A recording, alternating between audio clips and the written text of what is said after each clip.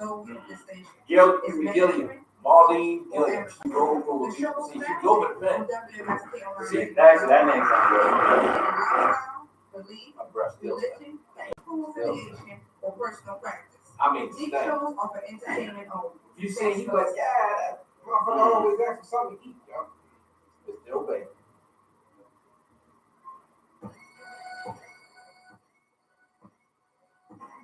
Oh, shit. Yeah. Yo, do you wave at people? Do you wave when you're on your live? Like, wave at people? How do you wave? No, I just press the button. And if it say wave, I just hit on the wave. It's on the outside. Yeah, but my shit never say wave. I don't know. Because not everybody say wave. Okay.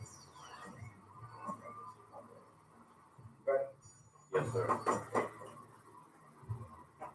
What up, what up, what up? Welcome to the great show on Podcast Radio The Lounge on WMXKOnlineRadio.com, home of the show, Underwood Morning Show. It is I, the one y'all been torturing for 7 days, the boy RL, and I have my partner in crime back with me. Black Jack.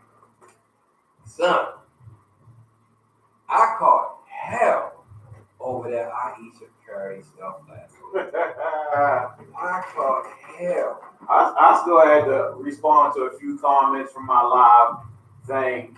You know the person, Miss Booth, trying to defend it to the end. Yeah. She tried. It wasn't working. We tag team. That's why she's like, get off my post. Y'all tag teaming me. Man, you know what? That is so crazy. I'm gonna tell you what's crazy about that, because it kind of ties into the night in some way.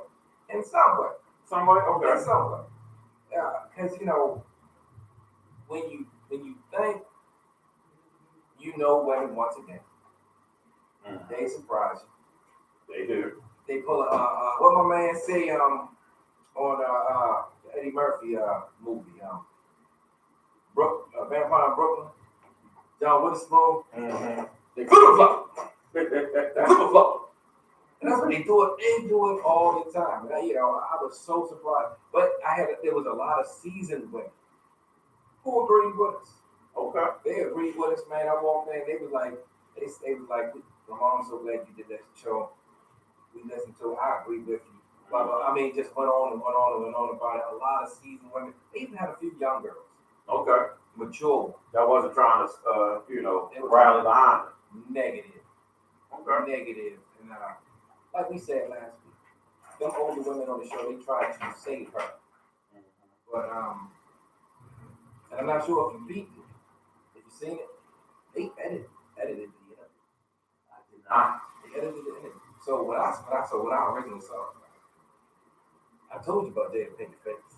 You did? I told you, right? Yes. So because everybody, was coming down on me so hard, I said, let me watch it again. So I went back to watch it. Bless you. Thank you. So before she said any of this stuff about wanting male attention, right? She was talking about Stephen and his fans, right? And before she started talking, they showed Jada's face. And after the face, she said what she said. Right. But originally, when she said it, Jada was like, so they edited. They tried to make it seem like, Jada wasn't kind of taken by it. I tell you, man, that's how you know it was serious. Yeah. Because everybody knows that Jada and Will Smith's relationship is open. I mean, it's open. But it works for them. It works for them. Yeah, it works for them. It works for them. But I caught hell, man. I'm so glad. The last 2 days been pretty good for me. Okay. As far as that, and my buddy and his wife still aren't really. They still not talking because of this? Yeah, I didn't want to get into it, but it obviously touched something that might have happened in their relationship. Maybe it might have brought up some past trials and tribulations. Yeah. So and I still stand on the ground. I don't need to look for outside attention if I have a wife. Right. I don't care how if she becomes famous. That's that's because it comes with her job. Right. As long as we're famous Together. Inside of our union, Mm-hmm. who cares? It's what it is. But tonight we had a good show. And I'm gonna be honest with you, when you hit me up about the topics for this week, I've actually been following it. Something happened last week. I think they were talking. It was Well, last week when I sent you the topic to talk about, it was actually pertaining to Georgia law yeah. that's going into effect, right? I saw that. But since then, Alabama has trumped, no pun intended, Georgia. Alabama is flat out saying, we don't care if we got a heartbeat. If you are being pregnant, it is illegal to have an abortion. That's where they are, and they're not changing. I'm gonna ask you a question. Okay. Why should we care? Why should we care? I'm gonna be honest with you. Why should we care? Why should we care about their law? Yeah, why should we? Why should we? Because this the abortion thing has been an issue for 4 decades now. 4 decades as far as judicial. Okay. But it's been an issue. It's been an issue for 200 years. It started in 1820, 21. Abortion. So why should we care? Because remember 20 years ago they was bombing abortion clinics. Yep. It wasn't 20, probably like 30 now. 30. So Yeah. for 30 years bombing abortion clinics, and you see all the protests. And then you hear the debates on, it's a woman's right, blah, blah, blah, blah, blah. And then and the crazy thing is, just the crazy thing, we can just take ourselves out of it because it's women. It's a woman thing. Okay. When you bring, when you say it like that, that is a woman fight. It is. But what's the next law to go into effect? You understand what I'm saying? No, I agree with you. Because if, 25 white men can deem it illegal for a woman to have an abortion, right? Exactly. Then those same 25 men can make, and I'm going out on the stretch here, they could deem interracial relationships illegal, right? Yeah. Right. Yeah. If you allow them to put this law in effect, then you can't stop them. All their hypocrisy that they have as white individuals, because it was 25 white men, the hypocrisy that they have in their ways and that southern lifestyle, if they get this, well, they already got it passed. Let's not say they don't have it. Yeah. They have it passed. It's already passed. But why will they stop there? They say, hey, we got this one. We might as well put something else on the table that we wanted to get changed. Like same-sex marriage. They might go back and say, oh, no, you're going to prison. You understand? So allowing them to put this law in effect is terrible. And we know it's going to go to the Supreme Court. But then where's it going to go from there? I agree with you 100%. And I'm behind you on it. I'm going to have to play devil advocate just a little bit. Okay. And the only reason I'm going to do that is because when you talk about abortion, women always, a lot of women tend to tell us to be quiet. We really don't have a say. So I know a lot of women out there today, kind of in their feelings since it was 25 white men. Yeah, they had a huge say in this all occurred late Tuesday night. So they spent some time on this. They went into the wee hours, and this isn't something where it's a Republican thing. The Democrats they was in on it too. Everybody was in on this. So no one can say the Republicans are trying to pull a fast one because they're not. Everybody was in on this. Okay. The only thing that was a shocker the Democrats wanted to make an exemption. They wanted to make, I want to say it was rape and incest. Right. Be legal as far as abortion. Yes. And they shot that. They shot it down. But also, they're not only making it a felony charge for the woman to have an abortion. The doctor that performs the abortion also faces jail time. Life. Up to 99, life, 99 years up to life. So, I mean, when I say they went hard, they went above board on this one. Now, I was talking with someone, and let me throw my views. I'm pro-choice. Okay, I'm pro-choice. I feel like I'm pro-choice. I'm pro-choice because, like you stated, a woman is going to do what she want to do because it's her body, right? But in the same world, that woman will have a conversation with that man, right? And come to an agreement, right? Hopefully. Right. So my only thing, because I mean, we can talk about this later. We know people that have had abortions, right? Mm-hmm. And we know individuals that have used abortions as birth control. Unfortunately, right? Yeah. Now, if they wanted to do something to be trendsetters, okay, they easily could have started a, say, abortion network, more or less, and made a limitation on the amount of abortion that a woman could get. Agreed. You understand that? That's starting low, like, hey, we still want to allow you to make it your decision, but if you get to, let's just say a crazy number, 5 abortions, hey, you've reached that limit. Your next one, you're facing jail time and or life in prison. And it could be a network. And even to say, for it to be a network, you still like the plan B next day? Mm-hmm.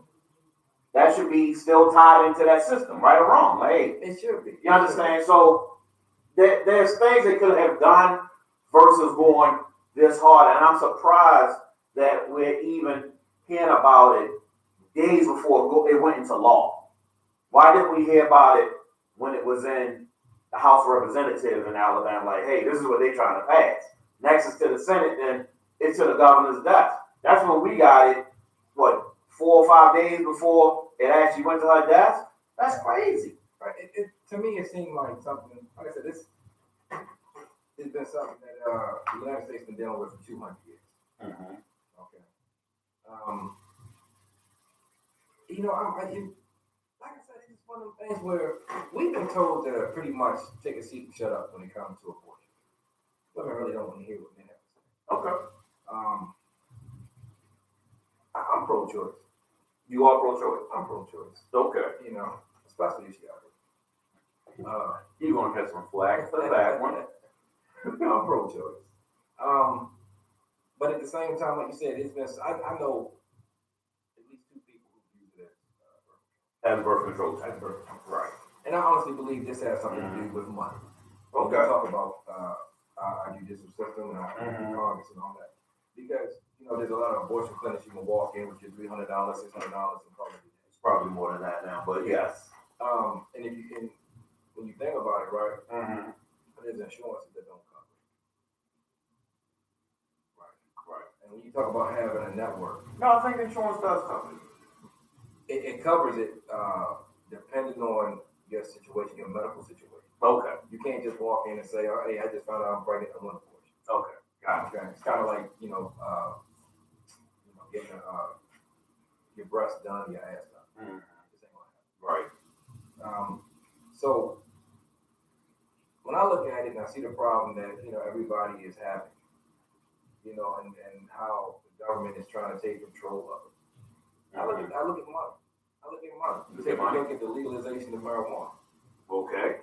Yeah, good point. Excellent point. It's working over in Colorado, and it's working in other areas. They're working in other areas too. But we're talking about I mean, in areas that people with money have opened up marijuana shops. I mean, they're making over 2-3 million a year.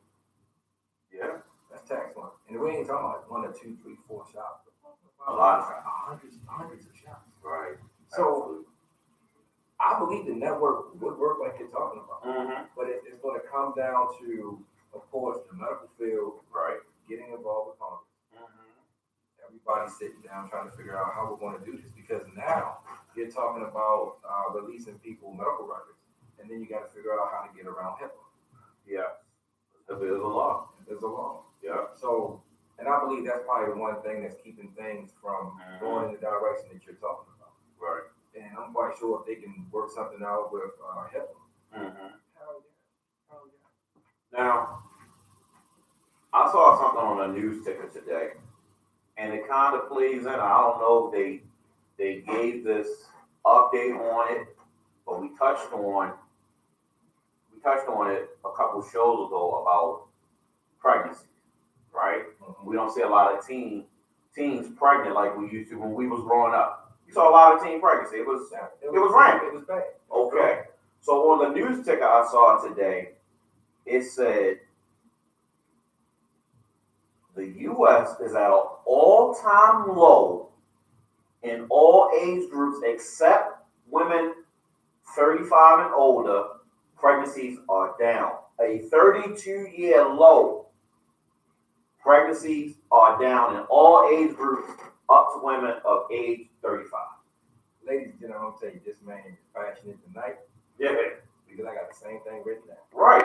So, in order just to see that, is it a tactic? Is it about like, hey, we need to repopulate the U.S.? You understand? Our population is down.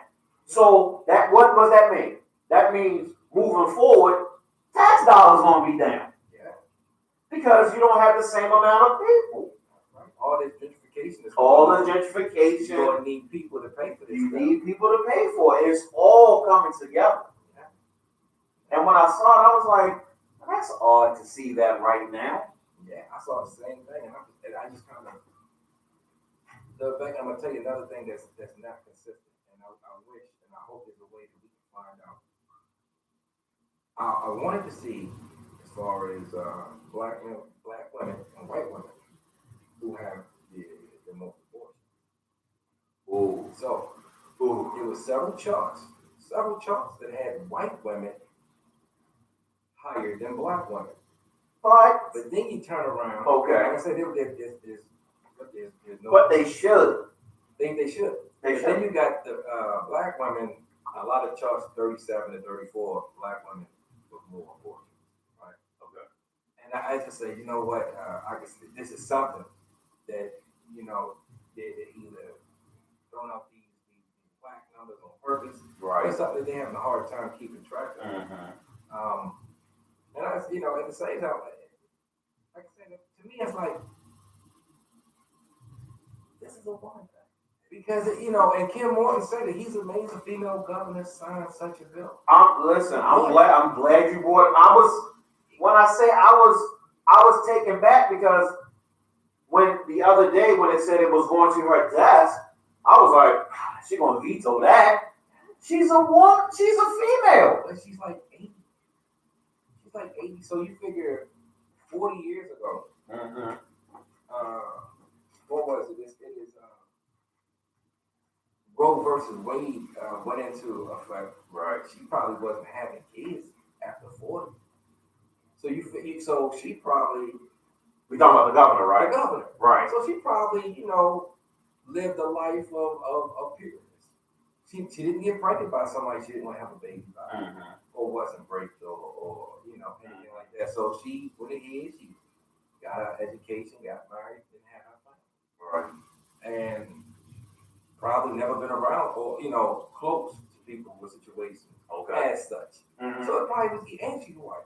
Right. And she's in Alabama. And was surrounded by 20 plus white men on this decision. So it probably wasn't hard for her to decide it. She's 80. When you get up in age, the older I get, the more I realize I just don't care. Okay. I just don't care. Did you find that it was odd in And see, the media has a way of playing us against white against black. All the time. Okay, did you find it odd that two black senators was the only one speaking out against it, even though it was six that didn't approve of the measure? You know what? It was a black female and it was a black male. I saw that. Right? Because it was the vote was 25-6. 25-6. 25. It wasn't even close. It wasn't even close. It wasn't close. And I'm quite sure those six are people who know people, express themselves, or work in a community trying to help people. Right. Yeah, of course, the media want to play. I think they played it was right. Anderson Cooper. It was on CNN. Mm-hmm. It is what it is. I think they played the way they wanted to play it purposely. Yeah. But if we throw away CNN, Fox, Anderson Cooper, and social media, and we sit here and we have the conversation without all the news out, right? Okay. And we just go off of what we know and experience. And we got to take a break in about a minute. Okay. I think the decision would be easy. I think we would probably say, we need this. I think we would say, we need this.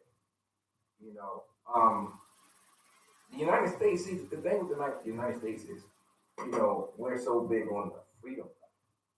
Free to say what you want to do, free to say what you want to say. But we know that's not true. But we know it's not true. But, you know, you have countries who lay down the law, and they lay down the law thick, and they mean it. Right, there is no gray area. You take a look at China. China, yes, I knew you were going to say China. All of Asian countries, they don't play it. They don't play. They do not play with it, and they need it, man. Look, you can't have so many children if you make this much money. They mean it, and they're at $1 billion. They mean it. You know, like I said, in this country, we're spoiled. Mm-hmm. Now you're telling me I can't do what I want to do. Right. You know, 25 white men voted in this. 25-6. It wasn't even close. It wasn't even close. So, but it goes back to what you said. We need to repopulate. Yeah. But look, we gotta pay some bills. If you're watching us on YouTube, go ahead and if you're not, go ahead and type in the lounge, and you can continue watching us or listen to us. We'll be back to Baby Bill. All right, taking a commercial break. But we're still live on Facebook and YouTube, and we'll be taking calls in about 15 minutes. I'm gonna go get the stuff for the other portion of the job. So good, people. We will be taking calls in 20 minutes. The number is 1-570-763-9675. I'm gonna say it again. That number is 1-570-763-9675. Call in and give us your take on the law that was signed in Alabama a couple of days ago. Pretty much making abortion illegal.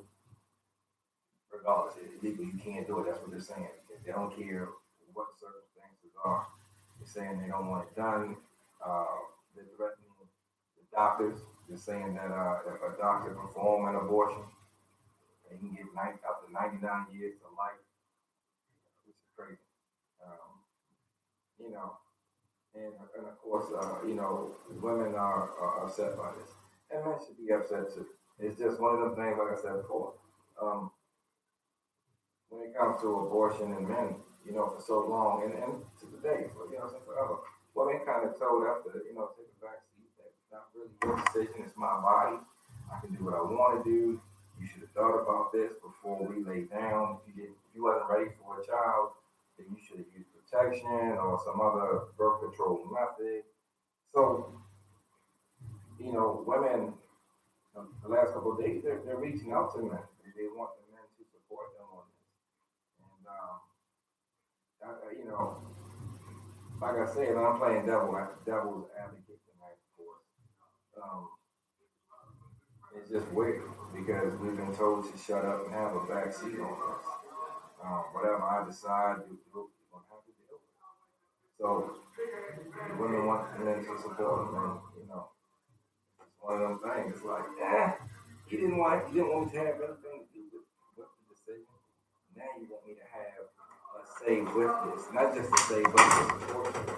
So it's kind of interesting. And let me say this: I believe in supporting our women. I'm a father. You know, I was born, so I have a mother, I have a wife, I have aunts, I have nieces, and little cousins, and I have friends, good friends. You know what? So, this isn't something that I'm taking lightly, but at the same time, I'm circling the block legs. I have to circle the block legs, like I said before, and I'm gonna say it again a few more times. For so long, we've been told to be quiet about this. This isn't a decision for us. And I'm gonna keep saying it because it's something that I think since women are asking for men's support on this, they need to hear this. They need to hear what they've been saying. I'm not throwing it back in your face. I just want you to realize that when men come to you and they want to have a talk to you about becoming a parent, not just becoming a parent, but becoming a parent with you, it should be a decision or something that should be discussed and both of you sit down because some people just aren't ready for it and they need to be taken into account. They need to be taken seriously. I've seen a lot of horrible stuff, horrible things go wrong in relationships. And I ain't talking about just the guy not being there, being a father. I'm talking about, the mother ends up dead or the father gets the child and he winds up setting the baby on fire in the car. This is stuff that people need to take into account now. Women, you're asking for the men's support. You really need to start taking into account just how much, sitting down and just having that conversation with somebody, just how important that is. Instead of making that decision for the both of you, thinking you making a decision solely for yourself. It's huge. It is tremendously huge. And I'm glad we're talking about this tonight. And like I said, I'm all for it. I'm pro-choice. And I'm all for it. But at the same time, like I said, I remember having debates about this. And women sticking together and pretty much telling us to shut up. Have a seat. It's not your body. I don't need you. You can raise this child. And then here comes child support.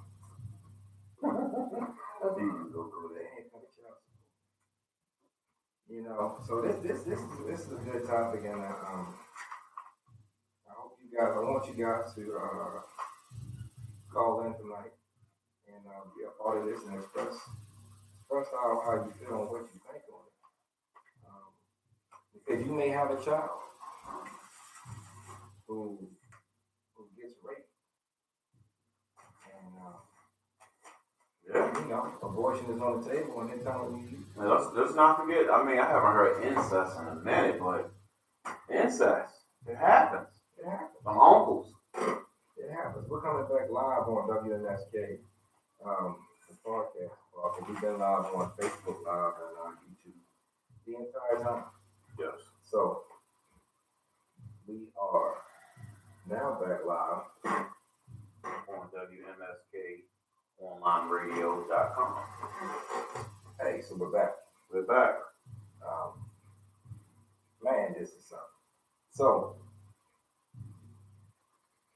the female governor, Kay Ivey. This Ivy and her 25 gentlemen went ahead and signed the paperwork that it will be, they're trying to get it done. It will be illegal for anyone to have an abortion. If any doctor go ahead and perform this procedure, they will be criminally charged as well. The rest of their life behind bars, bending over, grabbing their ankles, and having their cheeks. With all kind of other utensils. We both have said we're pro-choice. But you know who else joined in? No. Missouri. Yes, they did. Missouri is following this law. They're in the process of moving through. Mm-hmm.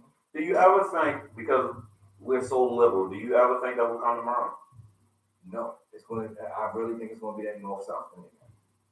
Okay. I will have a worry too in about 20 years. Yeah. It's going to be that north-south thing again. Trump was the perfect fool for this. Even though he's not even. He hasn't said a. I'm surprised he hasn't said a thing about it. Trump is pro-choice. I'm telling you that right now. We know he is pro-choice. Trump is pro-choice. But he won't speak on it because I don't think he's able to give an intelligent answer at this point in time. So he's just leaving it alone. He probably had an abortion last month. Yeah. He's just gonna leave it alone. But that's one of his states. Yeah. Bama and Georgia, they true Republican states. They are. That's what they are. They are. And this is going to be huge for the election. You can win those electoral states. It's going to be huge. Yeah, man. As much as we talked about it after the last election, it's going to be topsy-turvy. Nothing has changed as far as voting. So you can be as popular as you want to be, Hillary-like, and still lose. Yeah. So it doesn't matter. It really doesn't. It's sad. It's sad. But we're not gonna get off topic with this because I'm gonna break this down to you. So Roe versus Wade legalized abortion in 1973. Right. All 50 states. Okay. All 50 states. The Democrats were a part of this. They just trying to, put something in for an exemption. Right. If you've been raped or some kind of incest, you can have an abortion. They was trying to put an exemption in, yes. They tried, and that failed. That motion failed 11-21. Okay. It failed 11-21. Okay. When speaking to women about abortions. Okay. And the individuals who's most influential in these women's lives, for them to go ahead and have an abortion. I'm going to go ahead and run it down for you real quick. Okay. Father of the baby, which I'm surprised. Father of the baby, 38%. Medical profession, 26%. Their mother, 14%. Friends, 8%. Abortion provider, 5%.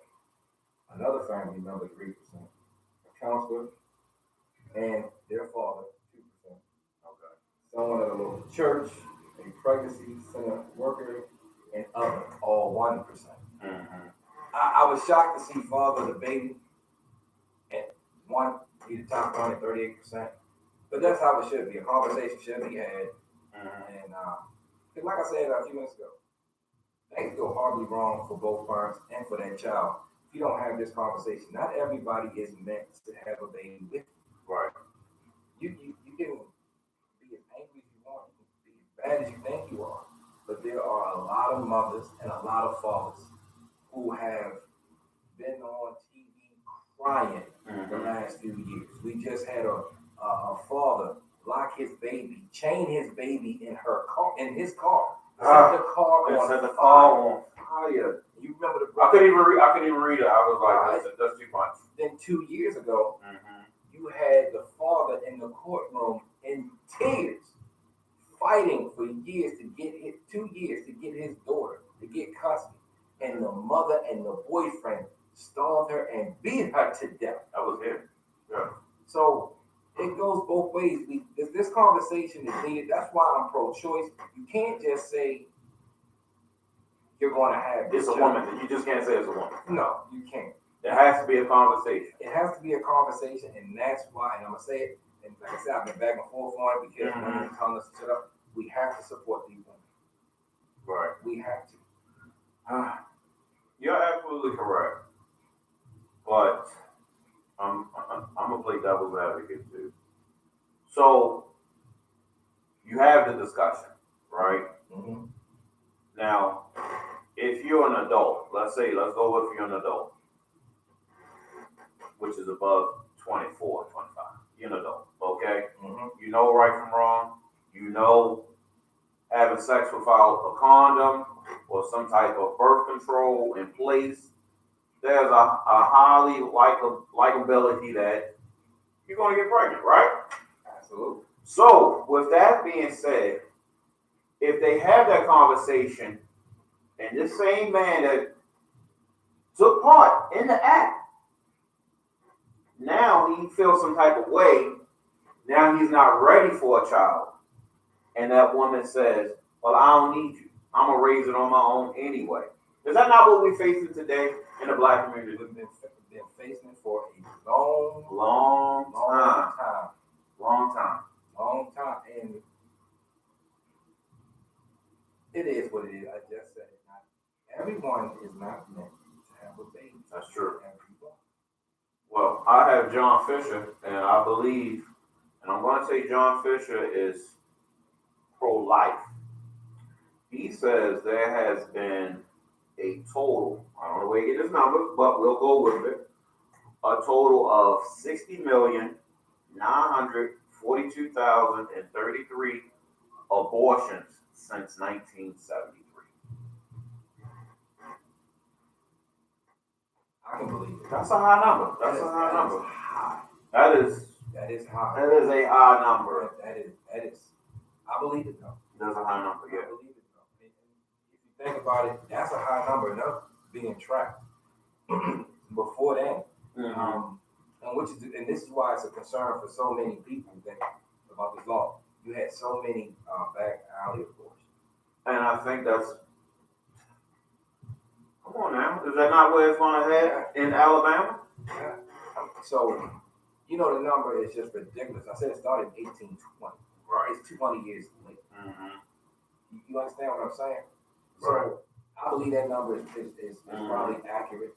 And if they kept track of it before then, it'd probably be a number we sitting here and like, man, we could have 2 United States. Mm-hmm. You know, but you, like I said, you gotta look at it like this. You gotta take care of these children. You have to take care of these children. You have to take care of these children. Mm-hmm. And I've been listening to a lot of people speak on this, and Ricky Smiley actually made sense. What the Ricky Smiley said? He said, you know, how is it that the government is saying, oh, no, you can't have an abortion? But every time you turn around, they're cutting some kind of assistance. Absolutely.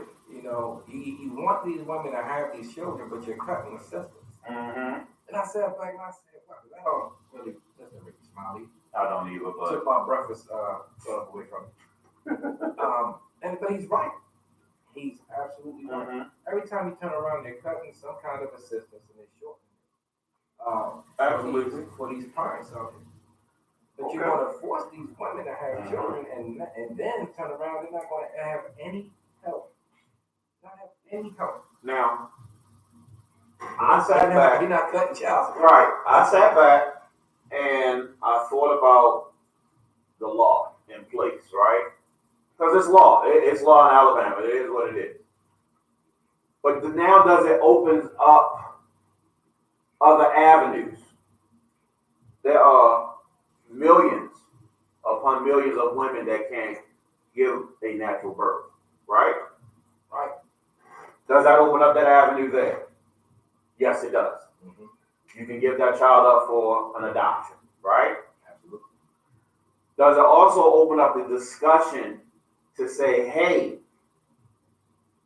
the woman, I'm facing jail time if you're not about having this child and I want to abort and I can't abort. Now does it open that true discussion that we need contraceptive at all times? Mm-hmm. Yeah, I hate the law because it took the woman's right as her natural. When you can't control your own temple, which is your own being, that's wrong on all levels. It is. Okay? It is. So it's a form of rape. It's a form of rape. You just raped the woman of her given right to make a decision for her own body. But on the other hand, I think it opens up those healthy discussions, those other avenues for adoptions. And, white people ain't got to travel all the way to Africa and get a black baby. You can get yourself a black baby right in Alabama or a white baby right in Alabama. Am I right? You're right. And think about what you just said. You can go get yourself a black baby in Alabama. Could they be trying to force slavery? Started differently. Well, we don't know if the numbers are accurate or not. Right. If black women are having more abortions than white women, Because you're right, if people are forced to have these children, the adoption will go up. And when I say slavery, I ain't just talking about black people. We got white babies, black babies, Hispanics. They gonna go. You go ahead, you open up them orphanages again that were horrible. Yeah, see, that's another thing. Now you got orphanage because a woman has that right in that hospital to say, I'm giving this baby up. Right then and there, once I have this birth, I'm giving this child up. Now that child is an orphan. That's right. And you know who ran the orphanages? The states ran. The states ran. So they had to get money, tax dollars. So I mean, we're just throwing things out there. We are because you never because now it has started. It has started other trends now. That's where it's going to go. We're going to go back alley abortions, okay? Which they were doing for a long. Right. Which now that woman puts her own life in risk. She might die. Yeah, because they don't have the proper utensils and right. the proper care. We're going to black market. We're going to black market abortions again. I thought we were so far from that, but okay. That's what's going to trend in Alabama. Adoption rate, orphanage, and it should spark healthy conversation with adults. But then, what you want to tell teenagers that just want to have sex? What we doing? Huh? Because that's a whole nother ball of wax right there. It is, and they don't put calling commercials on TV anymore. Lifestyles and Trojan Man used to be on TV all the time. So you're taking this, you're going to take the right of an abortion. I'm not saying abortion should be birth control, but if you want to take that away, you need to start promoting safe sex. You need to, because you know what's going to happen. And I'm telling you, it is so sad to be said. Teen pregnancy has been down the last 15, 20 years. So teen pregnancy has been down. Teen pregnancy will go right back up. It will go right back up because I'm telling you now, we're not playing. Our generation, we're not playing that. Ooh, you're pregnant. We're gonna go take care of this because I told our oldest. I said, she's like, but what? I said, there is no, but what if? Because I'm not. I'm still having babies myself. Right. You gonna bring a baby in here too? Negative. We're going to the clinic because you can't take care of that child. Right. You monetarily can't take care of that child by yourself. No. And to go back, we need that network. But if they can get past all the heck my stuff, because when you're in the hospital and you under 25 and you have a baby, they fight you on tying your tubes. Yeah, right. No, not even under 25. Boy, got to be like 30, 35 before they even like, whoa, what do you mean? You want to tie your tubes, right? They fight you on that. They fight. I know an individual, she's not 30, but she has her two children that she always wanted. She wanted 2 children. Everybody know their number of children they want. She's like, I know what I want. Do you know they wasn't tying her tubes? Yeah. Because they said, well, you're not even 30. Yeah. But again, her right as a woman, you stripped her of it. Exactly. So it's been going on. That's why everybody should take this serious, because they should. I'm telling you. You know, there's been plenty of women that go in the hospital like, I'm done. This is too hard. You might change your mind. Right. They always say that. You might change your mind. Yeah, so that's what they said to me when I got my vasectomy. Are you sure? I had to look the doctor in his eye and say, look at me. I'm sure. Sniff me, please. Thank you. Now, we got John Fisher. You know, he's an advocate Republican. I mean, that's Big John from BJ. That's Big John. Yeah, Big John, what's up? Yeah, that's Big John. He says he got 2 comments, and we'll make his comments and keep going. He said Margaret Sanger started Planned Parenthood to control the black population, but John, it ain't only black women that get abortion. So I get what you're saying, but she might have did that in a sense, but I'm sure it wasn't only black women going there getting abortion. No. Okay. Because the numbers are close. Even though they have in the charts black female over top of white female, 37 and 34. I mean, that's neck and neck. And then they flip flop it in other years. That's neck and neck. Right. You know, Hispanics and the other races are in the low Hispanics don't have no abortions. They have them babies. That's why they got 6 or 7 of them running around. But John also says, when we talking about the woman's body, he says, but Jackson, the baby isn't the woman's body. And see, that's the angle that Georgia is going with. And that the fetus has a right to life. The woman can't make that decision. And I'm glad you brought that up. Come on now. On the way in here. Right. I'm going to tell you, this is the one time, it's been a long time since anybody in the judicial system brought up Christianity. They brought up Christianity. And they brought up, well, the baby doesn't feed itself. The baby is connected to the woman's body through the umbilical cord. Therefore, the baby is attached to the mother. Okay. Right. And the reason why they brought that up is because if the mother commits a crime, you cannot lock her up if this law passed. Because she is pregnant and you would be locking up 2 lives. That's exactly. So if this law passed. Right. Now, who's going to represent the fetus that didn't commit the crime? Exactly. Come on. Exactly. So it's one of them things. That's why it's if it passed, it'll pass just like they signed off on. Right. In the middle of the night, everybody sleeping. Everybody sleep. You know, whatever. But they're trying hard. Some people are trying hard to fight against it, but a lot of people they're for it for whatever reason. And it's to me, like I said, like Kim Moore said, it's just amazing that a woman signed off on it. I'm amazed. Now she's 80. Now it's amazing. That's what I want to see. I want to see the uproar of the women led groups. I want to see them marching to Alabama to protest against this white governor, female governor, that signed off on this. Exactly. And this is a time right here. I mean, this is a time for black people really to stand together on this.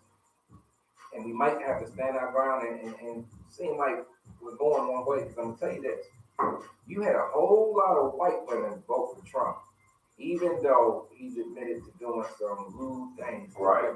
That's true. He still had a lot of white women vote for him. Okay. And the crazy thing is, you see these protests, you see more white women protesting than anything. You see a lot of white women. You see some color out there. You see some color. You see different nationalities. Yeah, but you know there's white women out there because they ain't let the dogs out on them. They ain't turn the fire hoses on. They ain't shooting and locking them up in tear gas. Absolutely. So there's white women out there. Absolutely. You know, this is something where, you know, I'm not racist.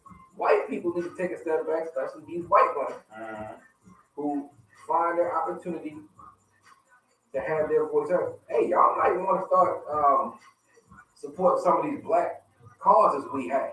Yeah. Because this is something that you're going to be affected by. Did you I mean, look, people have their own reasons for getting an abortion. Right. All right. White women have their reasons too. Yeah. They have their reasons too.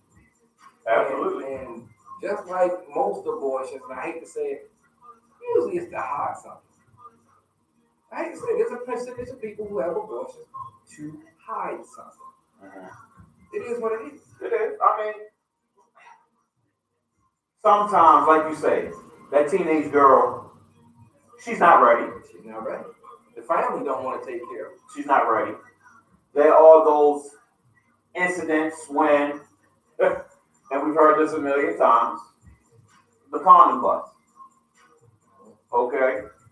Let's say back in the day, the quality of the condom wasn't where it should be. I don't know if it's quality of condom, but it's quality of vagina. I'm sorry. You couldn't let it slide. Sorry. We was in a serious conversation right there. I was, but he threw it up and I had to dump it. No, I'm sorry. Go ahead. But that comes into play as well.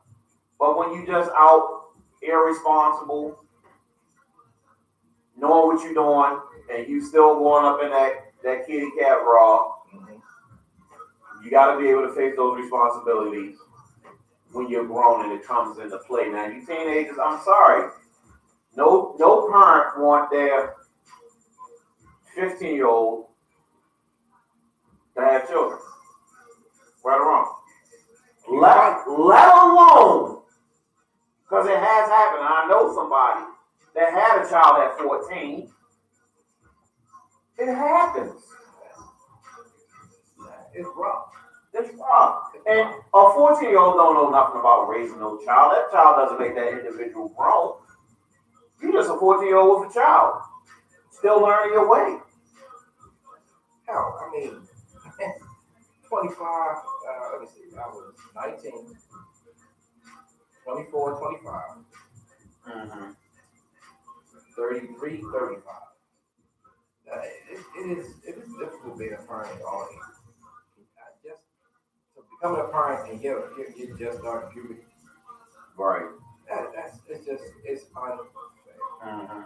It is unfair, and it is something that needs to be discussed, and the family sit down and make the right decision for the individuals involved.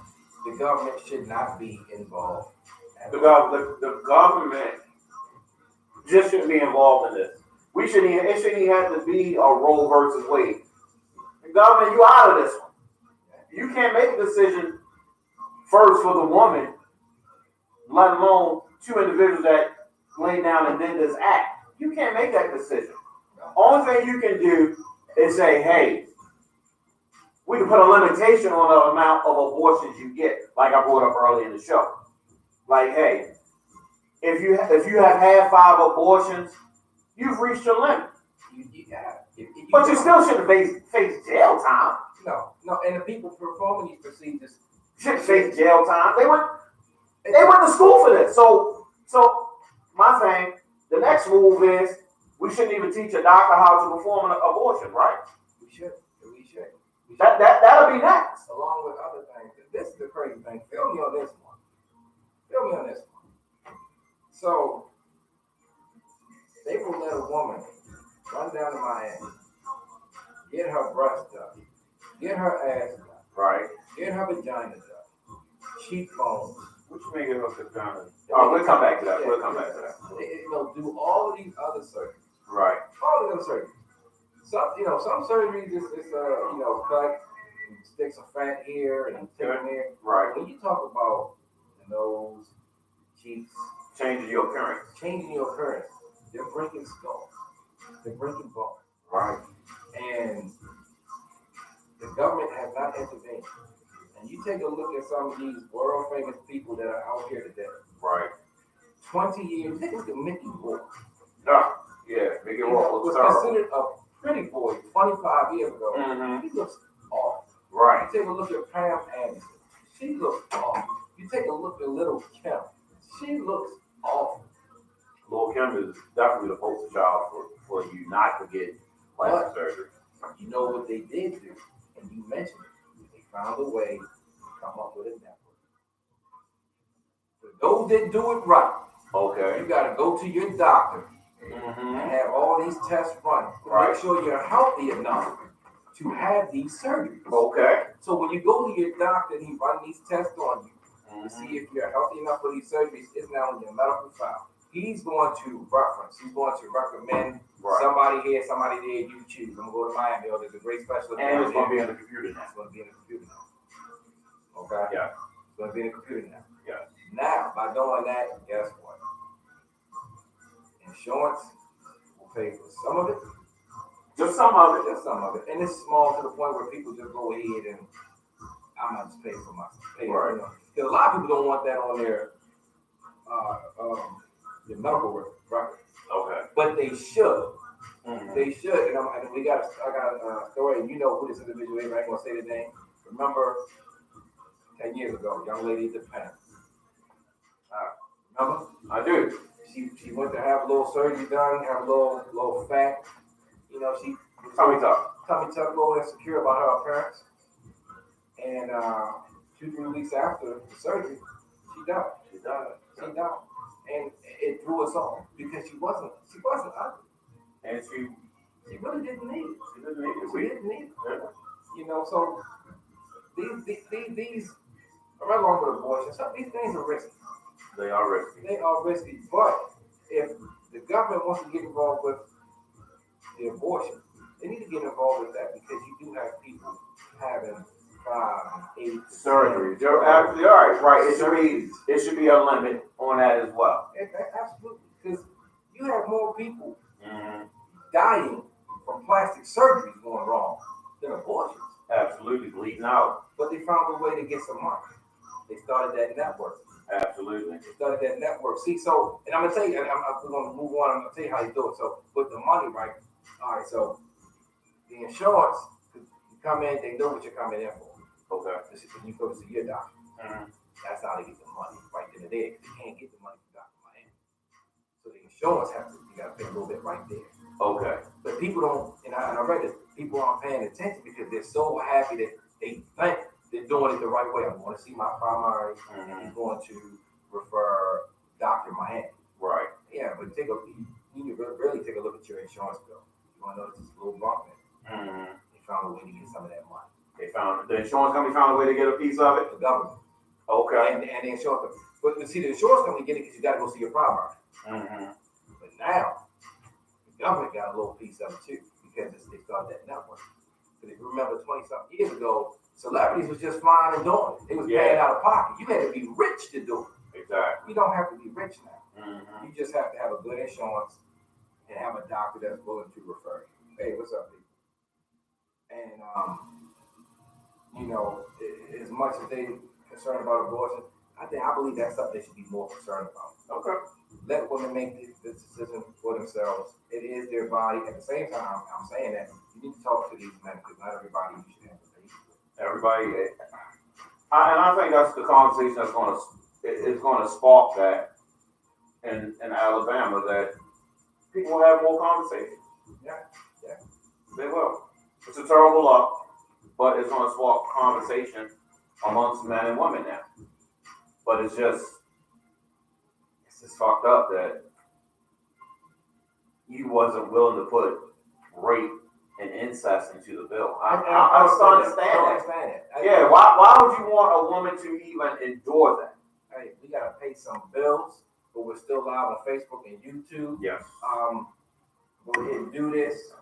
For everybody, we got another segment coming up. Hey, look. What's the time check? Where are we at right now? What time? Almost 8 o'clock. Hey, almost 8. Okay. I got something for y'all. Old dirty bastard, I like bro. We're on commercial break, y'all, but I'm still live with y'all. And live on YouTube. Just go to YouTube, type in the lounge, and you can see into the studio and watch the show there as well. What up, people? What up? But for all my raw dogs. Let me see what John say. John say, do we understand what our population would be if there wasn't 19 million African Americans aborted from 1973 to now? Yeah, I mean, but on a double-edged sword, where would we be if we wasn't having black on black crime and all the murders? Let's just pick Chicago. Chicago had almost 8,000 murders from 2004 to 2011 of black men. 8,000. That's crazy, and that's one major metropolitan. We throw in all the rest of them.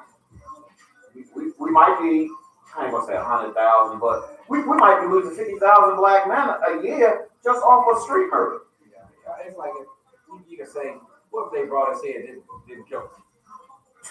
So I mean, I get what you're saying. Yeah. But at the end of the day, is how you go about doing it. True. It's how you go about doing it. You know, I got some people in here loving the old dirty bastard. That's right. Y'all know y'all. Now y'all like it raw. Like him. Everybody like it raw. Yeah. It is what it is. We're gonna go to our next. Yeah, we're gonna go to our next segment. All right.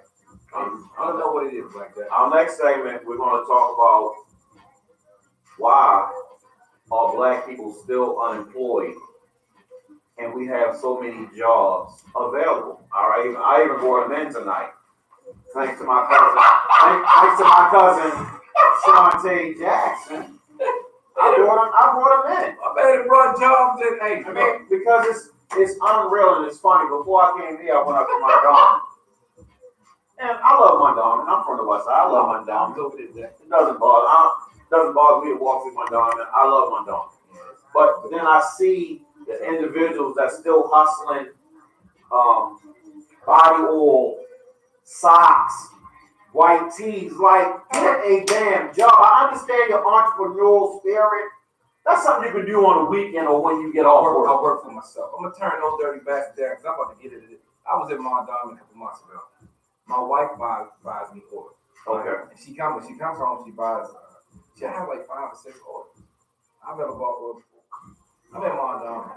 And this dude walk up to me in the mall, man. Hey, brother, I have this oil. You want to check it out? I'm like, yeah, this smells nice. Guess how much you want?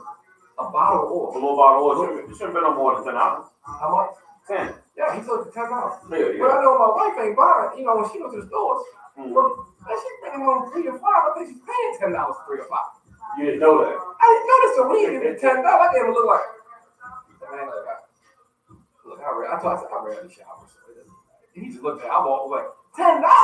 $10. I mean, look, come on. You a man that use oils. It goes a long way.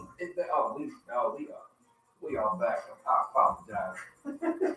WMXK onlineradio.com, home of the show, Underwood Morning Show, and the place to host the #1 internet show in the world, the lounge. So we're talking about unemployment and why so many black people are unemployed. Can we say black male? Black, yeah, because you know black male. The most educated people in the world are black women. Okay? That has been proven. They have the most education in right. the world. They have the most degrees. Kudos to our queens. My queen especially, she holds a master's degree. Woo! That's right. Boy, oh boy, did good. You did good for yourself. Did good. I went from someone who barely graduated high school to someone who had a GED and someone who holds a master's degree. Mama, I made it. I hope she teaches in the county. That's where my master goes. Great. I thought that county teachers made more money. They make a lot less money than the city. Look what the city got put up with. Make more money than private school teachers too. They know that. So it matters. So I'm gonna read this off. This is crazy, man. I'm gonna read this stat off. You gonna read this job stat? Let's hear it. So black unemployment is 86% higher than the U.S. average. Okay, that data from April appears to contain nothing but good news. Unemployment dropped to its lowest level since December of '69, as it fell to 3.6%. Nationwide? Okay. However, the job situation for black Americans remains substantially worse than that for almost any age group. All right? Okay. The unemployment rate for blacks in America was 6.7 in April. The census put black Americans at 13.4% unemployed of America in July. So half of black people are unemployed. Did you hear that? Did you hear that, John? Say that stat again. What is the black population? What's the percentage? 13.7. Black population. Black population and 6.5. 6.5. I want to say it was 6 point. I'm gonna get it to you. I want to get it to you right because 6.7. 6.7 of the black population is unemployed. That is exactly half. That is exactly half. So half the black population in America are unemployed. Let's be fair. Let's be fair. And you know what? It's kind of hard. We can say more black men are unemployed than black women, but it's kind of neck and neck. I'm gonna say it's neck and neck because I know a whole bunch of jobless black women. But like you were saying earlier, we got a lot of brothers who just won't get an application and fill it out. They selling oils, they selling socks. Dude is still selling CDs and DVDs. Like, why? People download stuff. We download. Like, we don't need that anymore. We don't need you out there selling us no DVD. I mean, some people still buy that have moved on to streaming, but they gonna get a rude awakening in 3 years, 5 years. They just gonna stop making DVDs. So you won't be able to just stream it. And you saw what Best Buy did. They stopped selling CDs. Yeah. So DVDs and that. So if you can't find a way to stream it, find a way to break into these apps and hack and download movies. Yeah, you lost. It is embarrassing. That is embarrassing. That is embarrassing. Now, and we're not talking about people who fall on hard times and having a hard time finding a job. Mm-hmm. Because if you were somebody, and I went through this, when you were somebody who have worked for 12 or 13 years straight, and you lose your job, right, and you do your resume, let me tell you something. That overqualified shit is real. Okay. It is real because nobody want to hire you and take a chance on you, knowing that he's putting applications everywhere. I'm just a stepping stone. Right. If you put in applications, you're 31 years old, you got a strong resume, and you put in applications at McDonald's and Burger King. They know once you get something better, you're gone. Because somebody like I was. Right. I'm turning in applications with resumes attached to them. Mm-hmm. You already know, oh man, this brother ain't staying long. I'm wasting my time with him. Because I'm not just filling out an app. You have my resume. I'm serious about getting a job, but you know I'm serious about moving on. So we're not talking about those individuals. Right, we're not talking about them. We're talking about individuals, and I know people want to say, well, you know, a lot of brothers out here have brothers. I'm not saying that they don't. I'm not saying that they don't, but it's places that will give you chances. Broadway services. Broadway services, University of Maryland. Yeah, will give you a chance. They will give you a chance. But you know what it is? You gotta start at the bottom. No, I'm not starting at the bottom. That's what they say. I'm not starting at the bottom. But you know who won't start at the bottom? Rollo. Right. Sanchez. Gonzalez. Ricardo. We're going to start at the bottom faithfully. No problem. And guess what? Sanchez and Oladipo, you know why they're going to start at the bottom? Because they got to provide for their family. That's right. That's right. And they do it, and they have a plan. See, we don't ever have a plan. We take a look at these Hispanics and we kind of laugh at them and poke fun at them and make all kinds of jokes. There is a house up on Bel Air Road right before you get to Taylor Ave. It is a gated community. It's not like they're rich or anything, but they have a nice fence up. Whoever had the house before them, they had it built like that. Okay. Over the years, it was just wasted away without them. There's a family in there. There's a family. I've seen as many as 10 people. Hispanics, Mexicans. Right, yeah. So it goes to starting at the bottom. Everybody has a job. Everybody has a job. So the women, not all of them stay home. So 2 or 3 may stay home to watch over the children, make sure they eat, go to school, homework, all that. Right. But everybody, if you got 10 people in the house, 7 people have a job. 7 people have a job. So it doesn't matter if the 7 of y'all are making $9.50 an hour. Right. Because you know they're going to work overtime. And you're going to hold your money together. That's right. And you're going to work, you got side job hustles. Right? Yeah. They come in and they work their way from the bottom to as far as they can go. Yeah. Or until they can start their own company or whatever. Absolutely. And they do it together. Yeah. In the black community, as much trash talk we do, we refuse to pull together. We refuse. If it has anything to do with being quiet, we all talk about moving in silence, don't let everybody know what you're doing, and all of this other stuff. That bullshit. That's bullshit. and we still don't come together. All right, we still don't come together. Right. You know when we come together? Freddie Gray, it's time to ride. Oh, we come together for negativity. Negativity. Well, it's time to burn the city down. I said that before. Time to burn our community. If it's negative, we are ready to roll to the hills with it. Yeah, people you haven't seen outside in years are outside tearing down the store in the corner. Absolutely. Harani, me, I was overqualified in my field. They knew they had to pay me the max according to their policy. They could easily pay someone 10 or less to do the same job. Messed me up for a minute. And I know this brother, and he's telling the truth, because he and I was going through the same thing. Just trying to find a job. And because we had strong resumes. Right. You know, no one wanted to hire us because no. He's been working. It doesn't matter how he lost his job. He's been working since he was 16. Mm-hmm. He's 31. Right.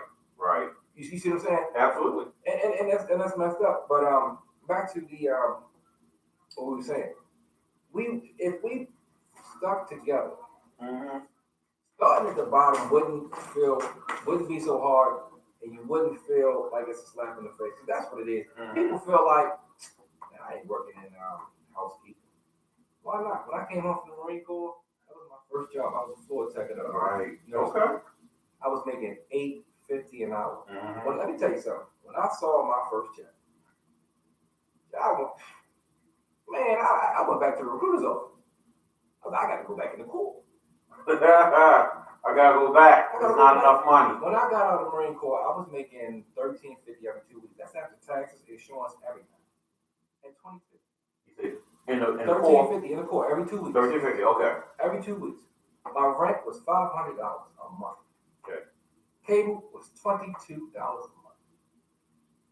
I come home and had to start somewhere. You did. Had to start somewhere. And I took the job, and I went in and transferred in the department and worked security. Okay. And after 2 years of working security, making $10.75 an hour, I became a correctional. That's what I met you. Yeah. I met my man Blank in jail. And I talked to a lot of, and I'm going to tell you, man, comfort is the number one killer of dreams and goals. Say it again. I like that. Comfort is the number one killer of dreams and goals. Yep. People get too comfortable. Mm-hmm. Too comfortable. I'm surrounded by a bunch of young men at my new job. Well, I say new job, I've been there for. Okay. And I'm surrounded by a dude that's 6'3", 6'4", 6'6". There's a dude that's almost 7 feet tall. Why don't you go work for corrections? Yeah, that's where they need your size. As soon as you come in, they're gonna see if you're serious about it. After 90 days, they're gonna probably put you on some kind of transportation Or tactical team. You're gonna make great money. I don't want to do that. Where we at in corrections? Somebody post where we at in corrections right now, starting pay. I know. No, we're talking about for the state. For the state, no, you're walking in the door. I know. When I started in 2002, we was at 27. And when I came in, we was at 37. Okay. The state is at 40. It's 46.7. You think it's 46? I think it's 46. I think you're too high. I think it's 46. I think you're too high. No, I think it's 46.7. I think not for the state of Maryland, maybe for Baltimore County. Baltimore County And Montgomery County. I know Montgomery is at 48. I know they like 48 coming through the door. Somebody who got the numbers for correction, let us know for the city. Mm-hmm. But people get so, and it's not just people at jobs, but people at home. People at home get comfortable. You get comfortable hustling. Right. You get comfortable hustling. You get comfortable with going back and forth to prison, petty drug charges. You get I'm gonna say this because I was going to get to this point. I didn't want to cut you off, but we get comfortable as parents as well, raising these teenage children, right? Mm-hmm. And not forcing them to get a job. You got a lot of parents like, my child don't need to work at no 15, 16. Whereas they do, because it's teaching them, preparing them to be a young adult on their own, because once they get 18, 19, they don't want to hear nothing you got to say anyway as a parent. No. So with that, you need to be moving out, which, a lot of people are against putting their kids out, and I understand that. But we get comfortable. Those parents that get comfortable say, oh, my child is in school, they need to just focus on their schoolwork. Then they get out of high school and they go to college, and now they're just focusing on college, and they still haven't worked for not one individual yet. They don't even know how to handle a job, but then when they get to a job and that boss or that manager tell them, oh, I need you to clean those baseboards, they like, what? My mother never made me do that. Exactly. Man, I quit. Now here goes that long process of them starting and quitting jobs. Am I right or am I wrong? You're 100% right. You're 100% right, because I did that at Popeyes. Right. I've never been a quitter of jobs. I've quit a few, but I did it I always gave it my best effort before I was like, nah, I can do better than this. She asked me, it was a night someone made a mistake on the schedule and they overstacked. Mm-hmm. And my boys got me a job, and this is my third day there. Right. She asked me to wipe down the refrigerator, the freezer. And at Popeye? Yeah. Okay. In the back, so it was like 6 of them. Mm-hmm. So I'm wiping them down. They laugh and they said, "Man, we ain't never seen anybody wipe refrigerators." So I'm feeling salty now. Right. Cause she's like, "Why you got me doing it?" Yeah. So she come back and she said, "I didn't do it." I said, "Yeah, I did do it." I said, "They've been back here calling." They said, "Yeah, he did do it." She said, "We'll do it again." I said, "You know what the hell with this?" I took my shirt off and threw it in the grease. You was big salty. Oh man, I messed the whole batch of chicken up. Oh man. 17, man. 17. But 17. you're right. Because my mother-in-law was like, "You don't have to work. Mm-hmm. You know, we take care." Right. And I used that. I would have, man, you think I would throw my shirt in some grease down and come home and say, "Isha, I just couldn't do it. I quit. No, that ain't happening. Not with these mouths we gotta feed. Yeah. But these young adults, they get through high school. We don't have them working. Then they become lazy. Let's just say the young men. And I'm not taking no shots at nobody on my thread right now. But these young boys, they get hooked in these video games. They don't know nothing else other than the video game. No. Then because it's a false world. It's a false world. Advertisement. Then you turn on YouTube, you see these guys, and they have all these viewers, and they like look at my followers. Yeah, and you like they watch you play a game, they lose us too. In order to, and a lot, and this, and I hope somebody's listening. In order to make a living doing that, man, you gotta be on a whole nother level. You gotta have people subscribe. So you got, first of all, you got to invest in yourself, which means you need a job. Mm-hmm. You need a job. They didn't just someone didn't just buy them an Xbox One and video games and a gaming chair and all that equipment behind them and a laptop so they can match the speed and et cetera, et cetera. Right. They had to have a job in the beginning. Mm-hmm. And that's what a lot of people don't understand. Right. They want someone to give them something. I want to start my own business. Well, how you want to do it? I'm going to see if I can get some sponsors. Mm-hmm. Ain't nobody giving you any money off of what you want to do down the road. Yeah. And another thing, I think this is another issue, and we can have an education show one day if you want to, partner. No, definitely. But I think the problem is when you approach these young bucks, right, and say, "Man, why don't you get yourself a job? Man, ain't nobody hiring." That's a lie. Yeah. There's tons of people hiring. Then their ready excuse is, "Well, I don't have a computer." Your smartphone is a computer. Absolutely. Have you not filled out stuff just through your phone? That's how I got and submitted it? That's how I got this job. Look at that. So stop letting your children say, "Oh, I need a computer." You don't need no damn computer. You can fill out applications through your phone. Through your phone. And that's the crazy thing. You got people unemployed, broke with no money. $1,000 phone. $1,000 phone. Burns me up. $1,000 phone. And if you want to use a computer, you just go to the library. Go to the library. Go to the library. That's all you have to do. And get it done. And I'm quite sure you know somebody with a computer. And here's the other side to that. These young children, some of them are illiterate. And they can't read that application. They don't know what that means when they get to a certain part. Give me your past history. They like, what? You understand? There's certain things that they just can't navigate through. And we as parents, we automatically think our children know how to do this, how to do that. They need that guidance from us to sit there with them and say, "Hey, put this information there. Nope, don't put that. Put this here. That's what that means for this." We got to sit there and help them navigate through applications and show them how to fill them out. Because it's not just about your resume. I even had trouble with my resume because I never had a whole lot of jobs. And me just saying, "Hey, I've been in corrections for X amount of years." No, you got to say that you manage people, you curtail overtime, you watch entry and exit polls. You understand what I'm saying?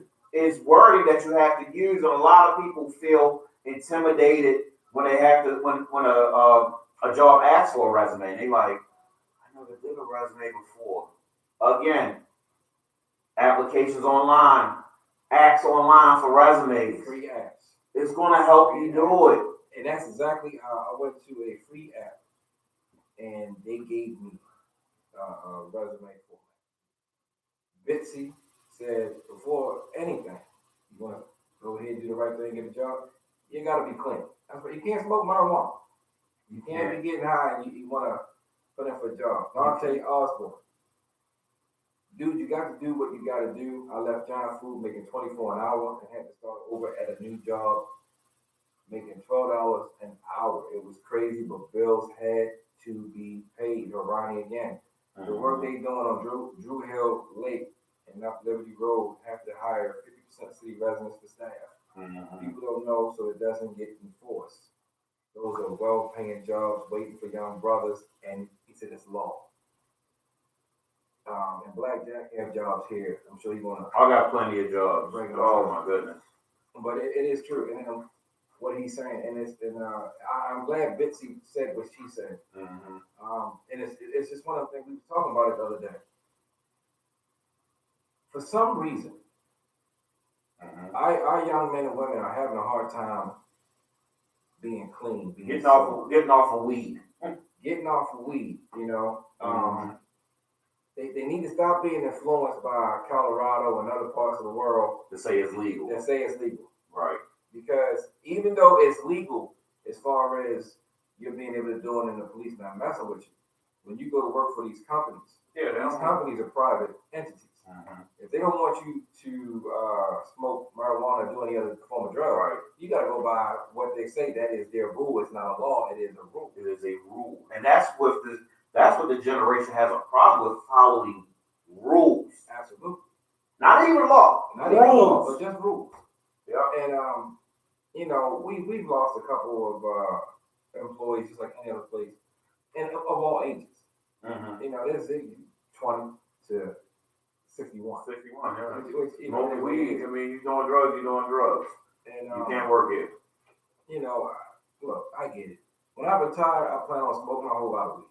Okay. And that's my thing. You know, I haven't been able to do it. I haven't done it. So that's what I'm going to do.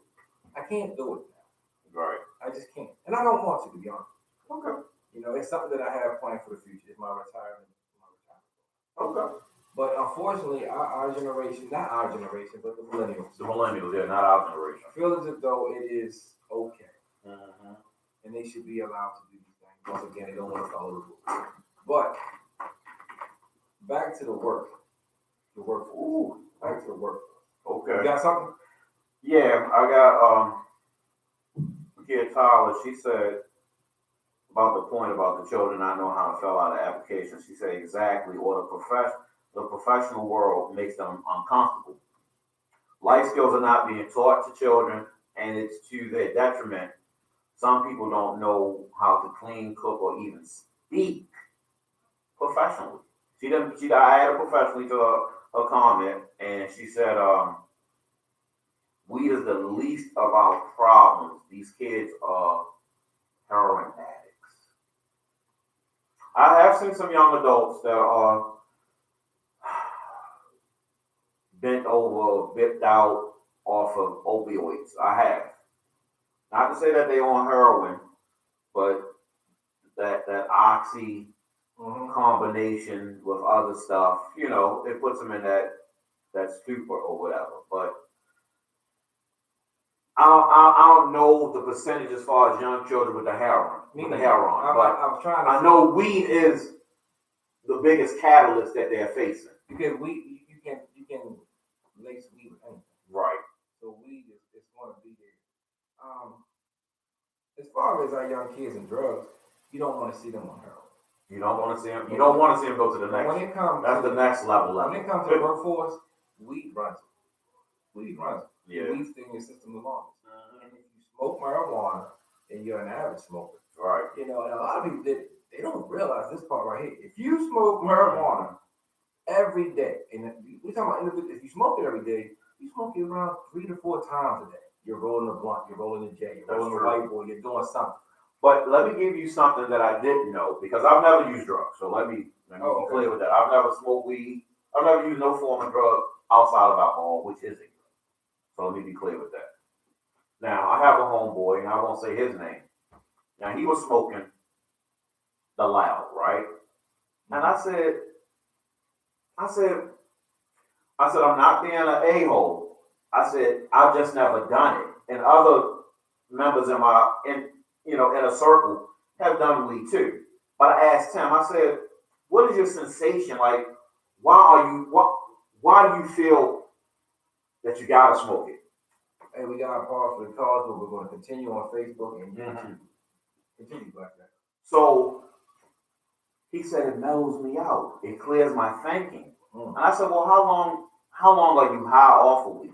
Now, when he was smoking loud, because he has changed since then, he said when he smoked a whole blunt of loud, he's high for 4 to 6 hours off of one blunt. I said, how many hours? 4 to 6. And I asked him, my rebuttal to him was like, why do you need to be high that long? He was like, I don't know, but that's the effects of it. But now he doesn't smoke loud. I don't know if he's trying to change or trying to come off of it. Now he smokes Reggie. He went back to original weed. Now he just smoke original weed. But like you say, he's smoking that now 3 or 4 times a day because the effect isn't as long as that loud. People, if you smoke marijuana every day, 2, 3, 4 times a day, it will stay in your system for up to 6 months. It's not a 30-day. Oh, I can smoke in 30 days. If you are someone who gets high on a regular, it stays in your system for up to 6 months, depending on how much you smoke. It is. Look, this is the thing. People, a lot of people see weed as, man, look, weed ain't never made anybody want to kill anybody. It mellows you out. You might get the munchies. And I get that. That was back in the day. That was back in the day before they started. Yeah, when it was just Reggie. Yeah. When it was just Reggie. Because it was some kind of weed down in Florida that old boy got a hold of and started eating old boy's face. They thought it was some kind of zombie outbreak. But in order to lead a productive life, you have to go through change. You have to cleanse yourself. About a month ago, Nipsey Hussle was murdered, right? Right. In order for him to make the changes that he did for his life, his daughter's life, his family's life, he had to cleanse himself. Right. Everybody has to cleanse themselves somehow. At some point, yes. You know, if you want to go forward, if you want things in life, certain things, if you want to be better for not just yourself, but your family, you have to cleanse yourself, whatever that is. Leaving the gangs alone. Putting down alcohol, stop smoking weed. You have to cleanse yourself. You have to show some form of discipline to yourself before the world. Right. To have half of our population unemployed is sad. It's sad. It's ridiculous. I'm going to say, it's sad that half our population is unemployed. And you have employers out here that need people constantly. And I'm going to tell you something that slid in that you might didn't pay attention to, but we watch the news a lot. Me and you watch regular news, we watch CNN. Did you know that our good governor signed off on a bill to allow illegal immigrants to work in the crab industry just so that they could keep that money flowing because you're going to underpay them. You selling one thing of crab, one crab meat. How much is one crab meat, Fowlers? About what, $25 for one thing, right? Easily. Right? Tell me why he did it.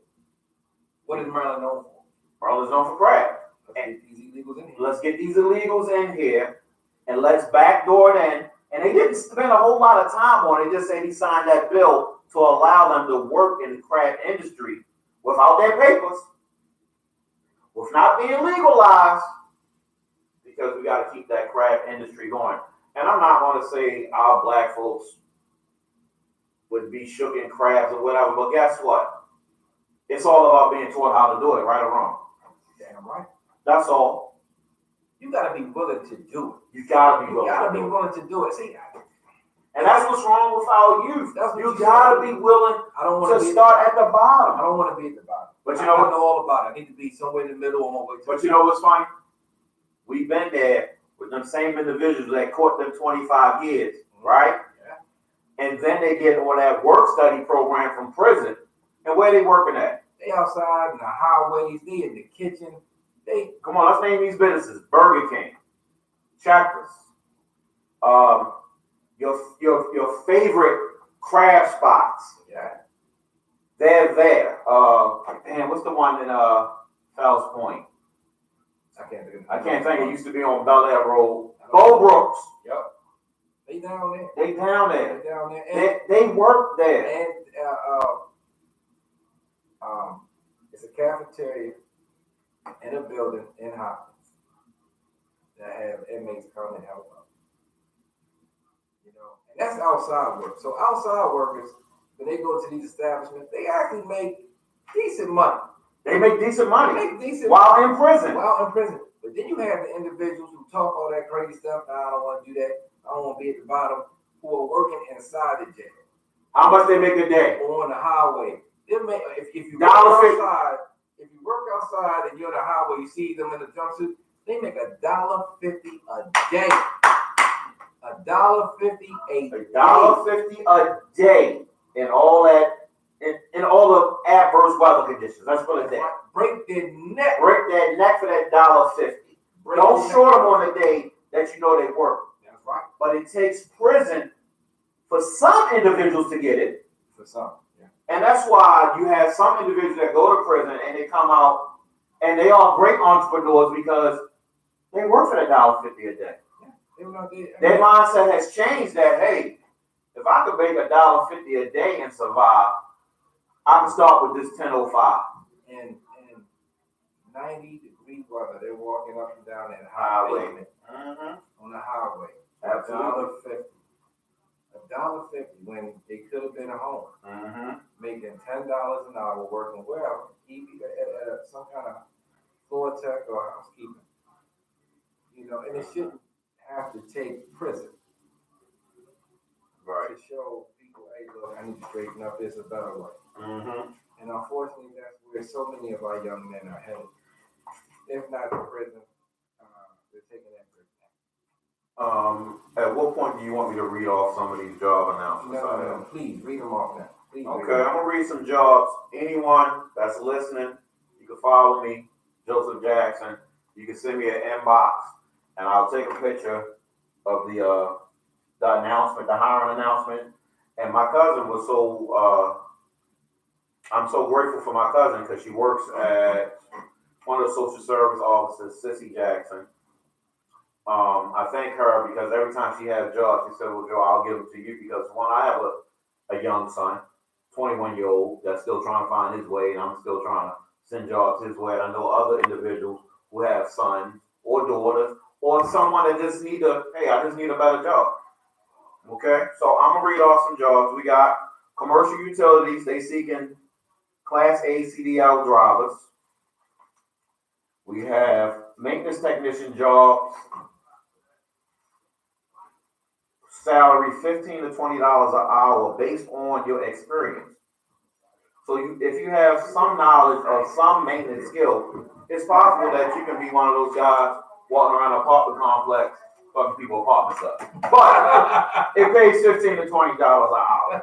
Okay? We got H&S Bakery down, where are they? They 100 West 23rd Street. High school diploma. Great job. 1 year in experience manufacturing, but I think if you sell yourself, you'll be able to, get that job. People will hear that name and will allow H&S Bakery. Great job. Great job. Great benefits. Great. Been around for years. And H&S is also tied in with Northeast Foods, which is the ones that make the buns for all the fast food spots. So you're going to have work constantly, okay? And you got to be able to stand for 10 to 12 hours per day. So now you got automatic overtime working to that 10 to 12 hours. That's perfect. That's perfect, okay? You got heart-to-heart transportation, those who don't mind driving. People like driving, you know, certain people, you got your license ain't messed up, you want to drive? Hey, got that for you. Catholic Charities are seeking case managers. Anyone with case manager skills, the job salary is $20 an hour. Wow. Okay. Something called SPIN is now seeking 10 operation specialists. I won't go into the particulars. Let me see. As an operations specialist, you'll be responsible for distributing scooters to critical areas in the morning and ensuring they are picked up at night and brought to our warehouse. Those are scooters that people pay and ride around major metropolitans in the downtown area. Leave them all over the place. That salary is $15 an hour for picking up scooters. I think you can smoke weed and still do that job. Yeah. Maximum Protection Services, security guard. I'm sorry, that one has passed. It was a job fair. I'm sorry, that one is gone. We have the U.S. Census Bureau employment opportunity. They did have a job fair, but I can still take a picture of it and put it in your inbox. You can get in contact with the census because that's about to start back up. That's good money. That's a start. That is. Goodwill Industries, always hiring. Roll-off truck driver. Of course, you need a CDL for that. Retail sales wireless consultant. That sounds like cell phones. A law firm is hiring. Associate attorneys, legal assistants. That's good money. You don't even need a degree for that. Mm-hmm. Don't even need a degree for that. Yeah. You just assistants. That's it. Bridges is hiring. That's in Hanover, Maryland. I'm sorry, that's too far. Now kids are getting there. And what else? I have another one for United States Census. So the census thing has popped up twice. So this is a new one. And FedEx is always hiring. Jail is always. The prison is always. For one, let me speak on it. The state of Maryland are short at least 2,500 positions just for COs. 2,500, and you're starting close to 40,000 coming through the door. And me and Ramon can speak on it. It's not what we thought. You should be scared. And people that's following me, that's all COs as well. You should be scared. But once you get in and you are who you are and who you're going to be, you will find your way through. And before you know, you're going to have 10 years in. And corrections have unlimited overtime. So you can get in, you can get that 24-year-old, that 25-year-old, they could be set up real well by 30 getting that first house. Absolutely. With corrections. Absolutely. Benefits, good benefits. Great, the best benefits outside of federal benefits. Yeah. State benefits for corrections are amazing. Yeah. There's no way you can go and have a surgery and pay your specialist copay, which is $50, and you had a whole surgery. You can't do that. You can't beat that. But those are my job announcements. We have to help our youngins. And if they keep giving you the same thing, ain't nobody hiring, I don't need a computer. No, sit down with them. Help them fill out a job application. Have them submit these applications online. Oh, and I'm going to give you another one. I'm going to type it in right here. Jobhat.com. That came across my page on Facebook. And because I said I was looking for something for my son, I touched on it. I put his information and used my email. I get no less than 6 emails a day from JobHat for jobs every day. Right around my zip code. Whatever your zip code is, you put it in, and they're going to send you jobs that are hiring close to your zip code, and some you might have to travel. Under Armour is hiring. Under Armour is a big distributor here in Maryland. Fila. 15 an hour. United States Post Office Remember that was the best job to get back in the day. Best job to get. Those who know, remember, we got these posts. I'm this old. I'm so old. I remember it'd be 200 people around a school waiting to go take that post office test, and they only hired 10. I'm that old. That is real talk. That is real talk. Another thing, ladies, y'all gotta stop housing these brothers who are unemployed. Mm-hmm. Stop getting comfortable with knowing that he's home. From prison, yeah. You comfortable he's home from prison. Yeah, he's home from prison. He needs to relax. Trust and believe, he was relaxing however long he was there. Yeah. Okay? He was laying on that bunk, watching his bunkmate's TV, mm-hmm. waiting for whoever was in the game room, right, making their food. Mm-hmm. He's been relaxing. Oh, let me piggyback on that. Mothers of these young men that are locked up, and you know that they're coming home. Talk to that individual, talk to that child's case manager before they get released, and say, can you give me job leads for individuals that have been arrested, because they are millions. Case managers have these leads every day for these individuals to get jobs. So don't let them just feed you, oh, I got a record. No, get out of my face. It's not like back in the day. It's not. I have so many people who work with underneath me who've been given a second chance. Yeah.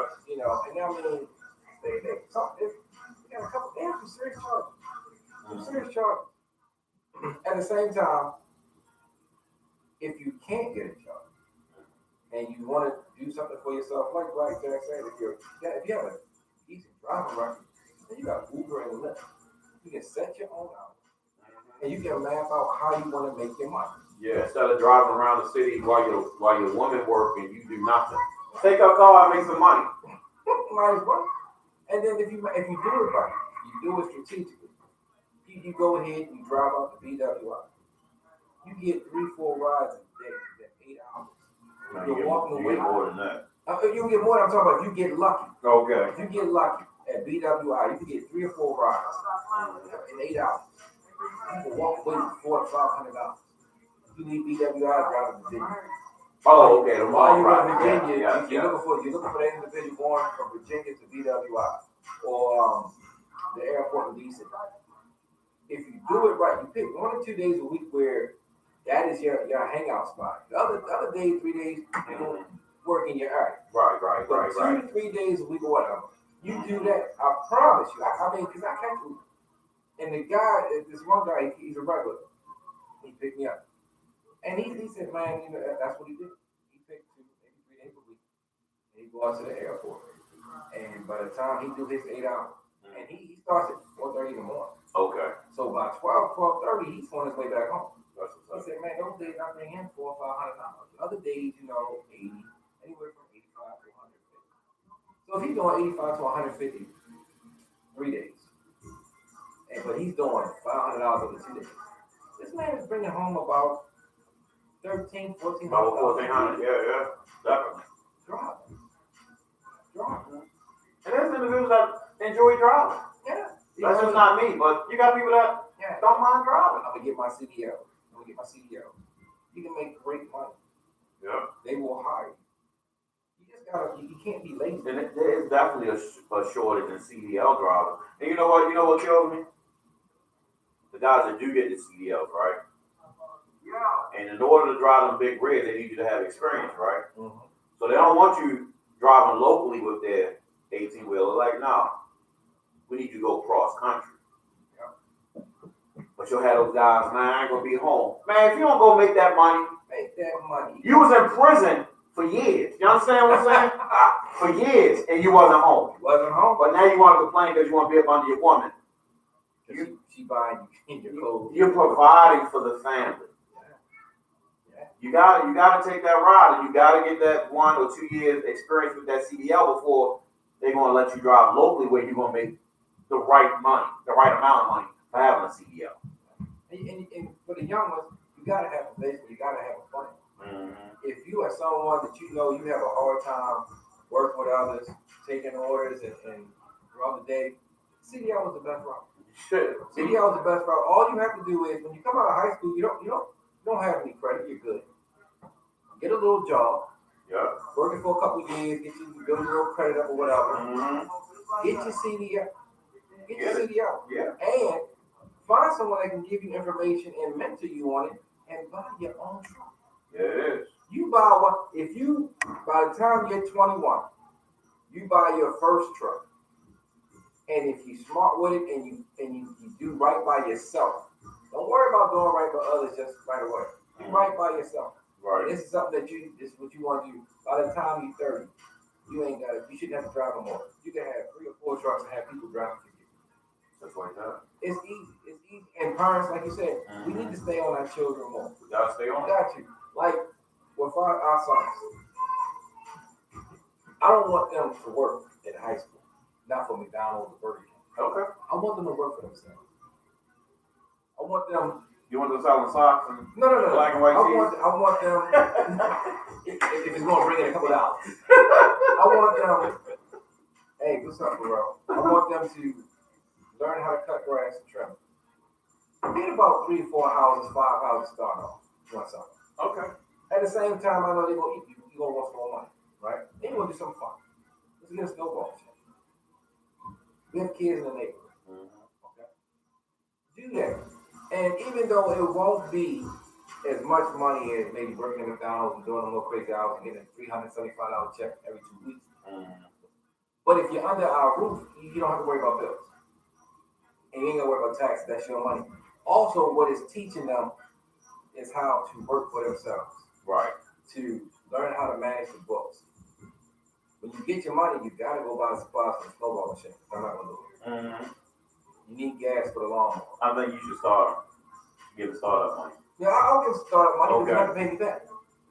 It's a loan. You gotta learn how to do it. We need to start teaching our young men and women how to be young entrepreneurs. Life skills. Life skills. Life skills. Like one of my followers said, we need to teach them life skills. Absolutely. Get them out there and let them see that I can do this. I've been doing this since I was 14, 15, 16. Right. Okay. But at the same time, you're going to need a job still. Yeah. Don't be afraid. You need benefits. Yeah, you'll need benefits. You need benefits. Don't be afraid to clean a toilet and to put on that Vortex uniform. Because I did. Absolutely. And I'm not going to lie, it was the hardest thing in the world for me to do after serving my country for 4 years and running U.S. Marine camouflage. To coming home, couldn't find a job. Nobody wanted to hire me. While I was in the Corps, I had all these phone calls my mom was telling me about. When I came home from the Marine Corps, I couldn't find a job for 9 months. And the way I got the job at Lorien Nursing Home because my mother was. Wow. It was rough, man. Yeah, the country. I want to say that I think the country's doing better with helping out veterans when they come home, but you should never been out of work for 9 months. 9 months, man. I was out of work. I couldn't. Nobody wanted to hire me. Was we in a recession at the time? The thing is, because it was the Corps, they were scared I was going to be aggressive. I still had the Marine Corps mentality. A lot of us, when we come home from the Corps, you kind of do. Yeah, they stay fired up. They will snap and yell at you. Well, because you see the world different. I'm telling you, the Corps, and not just the Corps. When you travel the world, you will actually, you go to these countries, you will see how ugly the United States is. You will. You will see how ugly the U.S. is once you go to other countries. Yeah. I saw a map of the Iran the other day. It said Iran want to go to war. But we got 22 U.S. base camps set up around Iran. 22. So, like I said, it's one of the things. My mom got me a job, and the first day, I was happy to have a job, but my first day I had to put on a Vortex uniform. And I just shook my head, man. I was so embarrassed. But I went to work. I had a daughter to take care of. Right. I had a daughter to take care of, and it was a start. But when I got in there, I moved up. It's just like with this job here. And I think I told you this. A few years ago, you sent me something, Facebook Messenger. I did, right. And I normally don't answer these things or pay attention to them because people send them all the time. The chain messages? Yeah. Right. I read it, and it was the first time in a long time I spoke with God, and I really prayed, and I went ahead and filled out an application. I got the job, man. I'm saying I got the job within a week and a half. You told me that story. Yeah, week and a half. I went from making $24.50 an hour to making $10.50 an hour. Right. Child support ate that stuff up. Child support don't care. Let me tell you, it was me and another dude. He had child support too. And he opened his check out. I thought Clay was gonna pass out the chair, man. I thought he was gonna faint. I looked at him. But I hung in there and I went in here and I said to myself, I took a look at the people around me. And I said, you know what, I'm better than everybody. I'm a competitor. And I got my first promotion within 6 months. 7 months after that promotion, I was supervisor. Just like because they can see your work ethic. You know, and what you brought to the team. And I was on 12 to 8. When you started? When I started. Okay. I got the supervisor position on 8 to 4. No one knew me. Okay. I never worked 8 to 4. For any of those supervisors that was there, I didn't know, the director didn't know who I was. The operations manager didn't know who I was. So my operations manager spoke highly of me. Supervisors on that shit spoke highly of me. And I got the job. I had to start something. Right. And it wasn't something. It's not going to be something you want. It's not going to be something you want to do. It's not. It's going to be hard. $24 a tank. That hurts. That's a sacrifice. It is. But you got to push through it. You got to work through it. I'm going to say it again. Comfort is the ultimate killer of goals and dreams. You can't get comfortable. You can't get comfortable. You'll never get that house that you want. You'll never get that car that you want. You'll never get that woman that you want from men. Right. You'll never. You want her, but you don't want to do anything to better yourself in life. You content with making video game money and tennis shoe money. And that's all they're making on the horn. That's it. And going from this woman house to that woman house. Making babies. You know?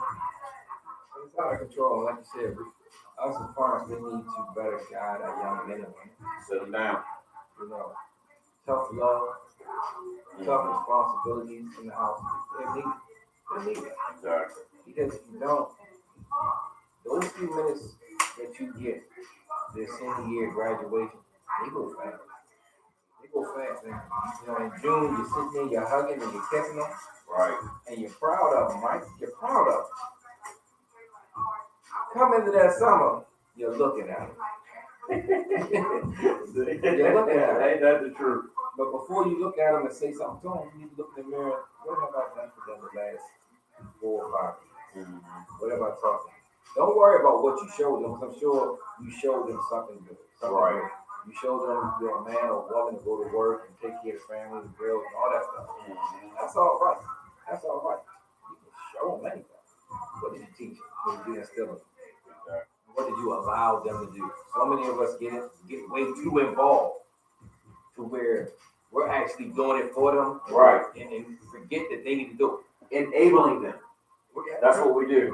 That's what our generation do to our children. Yeah. We enable them. My mother did everything for me. I couldn't even use the microwave until I was 15. That's crazy. Yeah, she was wrecking shit. Couldn't use a vacuum cleaner.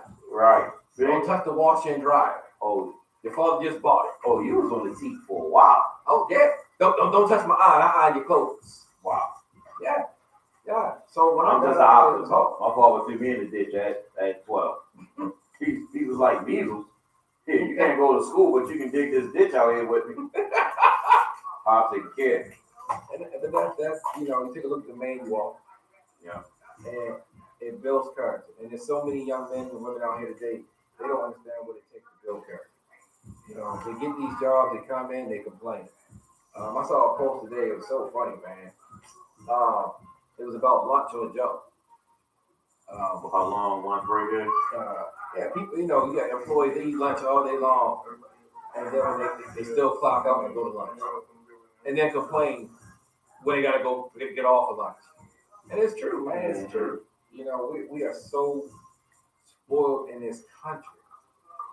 If we were somewhere, we was in China, we was in Japan, we was in Russia, we was in certain parts of Africa.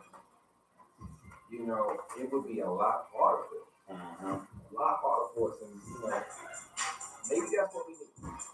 Maybe that's what some of us need. Yeah, we too soft today. We're too soft. Black Jack, you kicked off a lot of jobs, man. I hope someone's paying attention, and if it's not you, pass it on to someone you know. Because I know you know someone. Yeah. They need a job. Because I know someone that need a job. I ain't gonna say their name on here. Trust me, take the information down. I know that's right. I'm gonna slide it to her. Right. And him. Definitely. But we got 45 seconds left for the show. I want to thank everybody who tuned in tonight. Really good show, man. I got up to over 35 viewers. Yeah, that's what's up. On tonight total. Chiming in and listening, all that good stuff. My people was a little dry. They was in and out. They might be watching the game. But it's cool. It's cool. But it will be on our pages. Definitely save it. I will share this to mine and Blackjack page. Jeanette News, I need that information. I will get it for you, Jeanette. Again, thank everybody for putting live Black 4 or 5 years. I am one of your hosts, RL. And I'm Blackjack. And until we meet again, and y'all down Jesus. Peace, y'all. Thanks for joining in. Thanks for joining in, y'all. I'm signing out. I will continue.